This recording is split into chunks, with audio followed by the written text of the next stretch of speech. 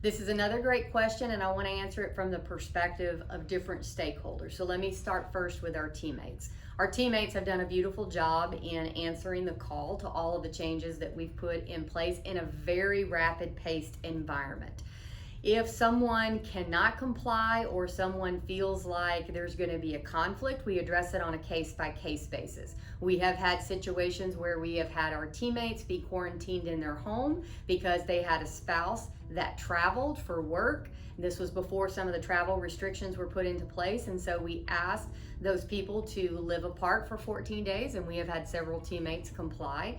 We have asked people not to go into certain areas. We have restricted that. And so each situation we find ourselves in where someone is not being able to attest that they can meet every section or standard of that protocol, we address it with our team. And fortunately, our team is just doing what needs to be done. I love that about them.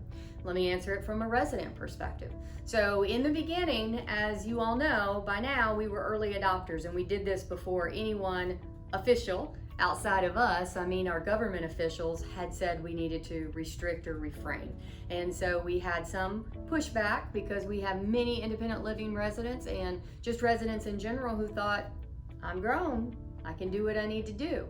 And so we handled most of that in the first few days. And I would tell you now we have little to no non-compliance. And what's even better about that is that our residents are part of our community, and they're helping notify me when they see things that are inconsistent with the policies.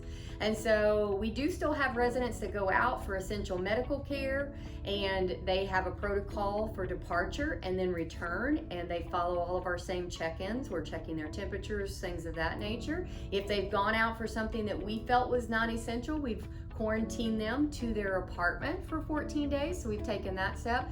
And I hope that we never have to take the last resort, which is to actually bar somebody from campus.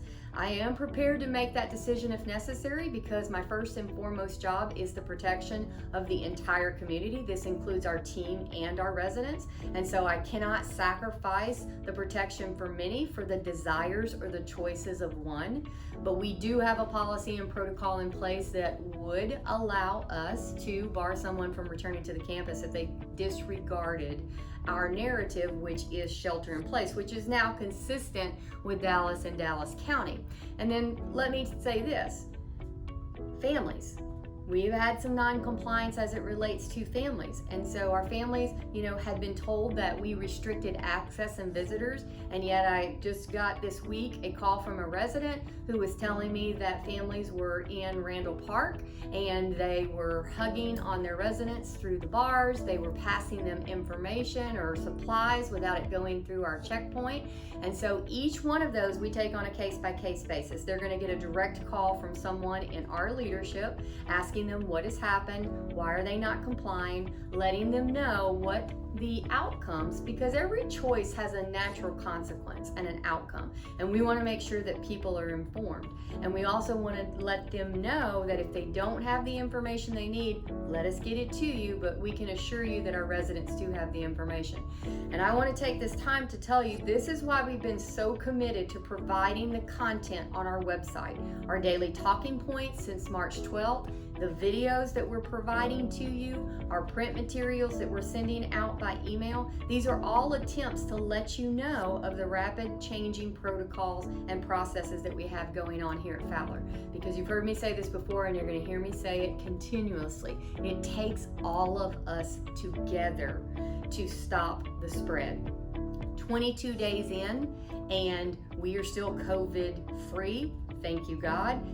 But that is because of these processes and protocols. But we know we cannot eliminate anything.